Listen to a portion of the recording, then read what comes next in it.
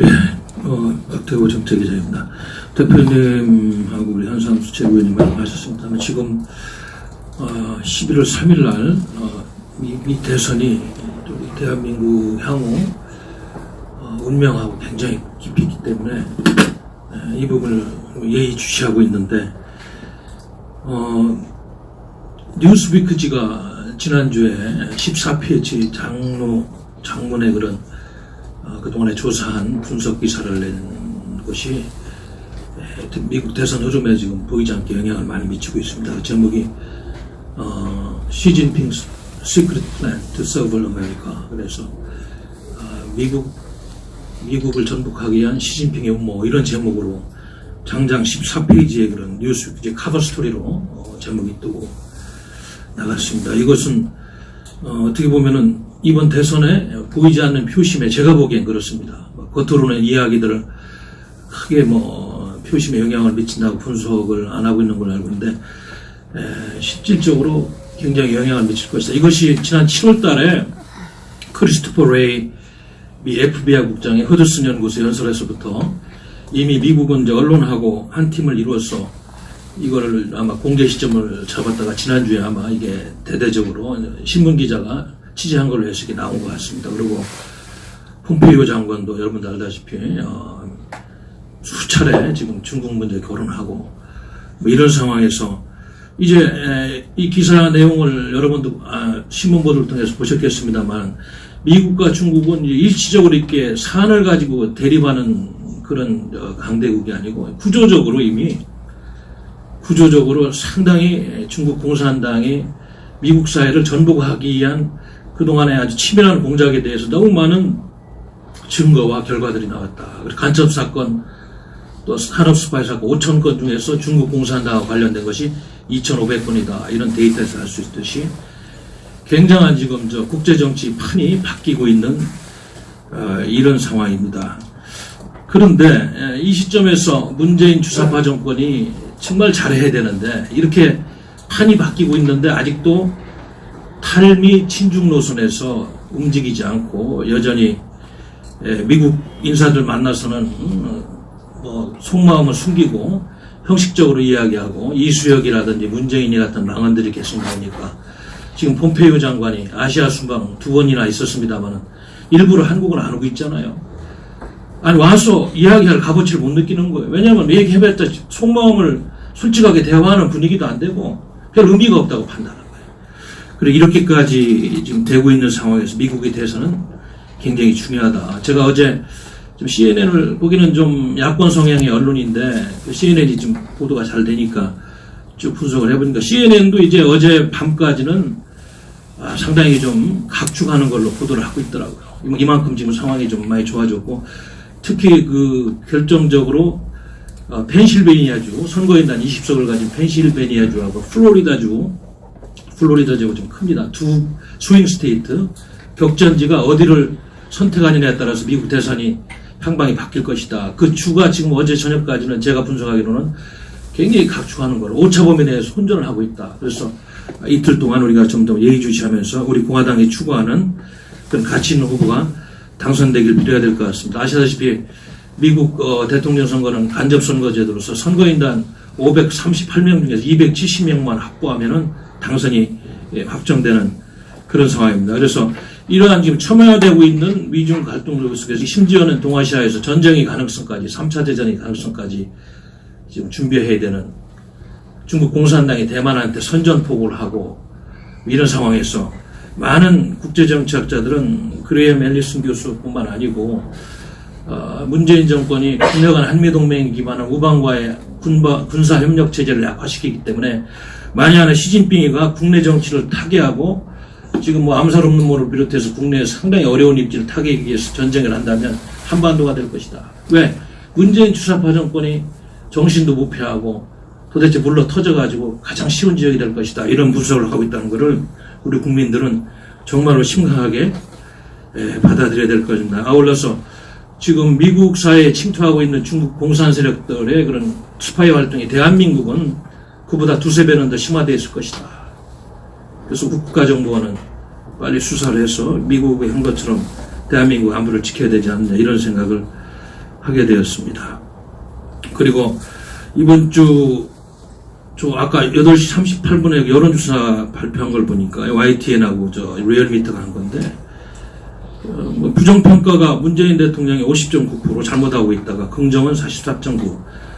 지난주와 큰 차이는 없습니다만. 근데 정당 지도도가 이렇게 지금 실정을 하는데도 아직도 민주당이 34.8%, 국민의힘이 28.9% 해가지고 조금밖에 이렇게 안 되고 있는 거는 그 비대위원장 하는 김종인 씨의 행보라든지 그 국민의힘이 하는 이렇게 엄중한 국가의 지금 중대 사안들이 국내적으로 전개되는데도 제대로 대응을 못하니까 이 당이 이게 이 좋은 호재들을 다 놓치고 있는 것이다. 유일하게 제도권 정당으로 지금 103석을 가지고 이러니까 나라 망하는데 일조하는 김정인 씨가 심지어는 우파 인사인 조갑재 선배는 좌파 프락치라는 얘기까지 하고 있잖아요. 그 홈페이지를 통해서.